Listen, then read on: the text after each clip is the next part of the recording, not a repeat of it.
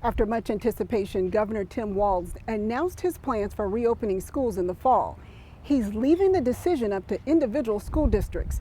Here at the Osseo Area Schools, they're meeting to talk about what that might mean for staff and students. The classroom will look different this fall as state officials and school staff work on a plan to keep COVID-19 out of the classroom. This is not easy. COVID is not easy. The Minnesota Department of Health is working with school districts to determine whether students go back in person, virtually, or in a hybrid model. It's going to be tricky, and people are anxious, worried about their health, their own health. It's a complicated puzzle with many different pieces. The governor's Safe Learning Plan relies on case numbers based on the county schools are in. Schools in Hennepin County would currently be recommended for the hybrid model based on the current 14-day case rate of 20 cases per 10,000 people. Those numbers are subject to change. This is a localized, data-driven approach to making sure that school districts, where it is physically possible to teach our students, we will do that. There's so many unanswered questions. Christy Ekdahl is a fourth grade teacher at Oakview Elementary in Maple Grove and will have to wait a little while longer for answers. She taught at the school for 13 years and wants to go back into the classroom. Just making sure that we are safe,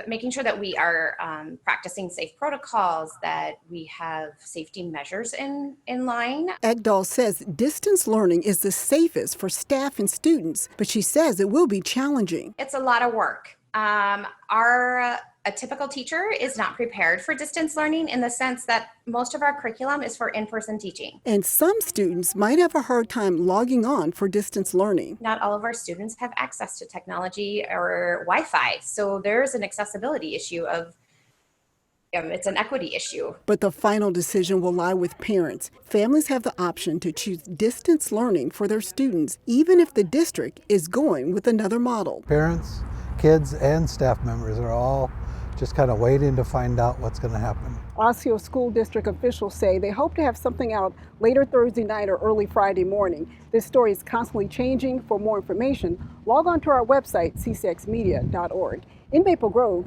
Sonya Goins, CCX News. Find more local news stories at ccxmedia.org and follow us on social media.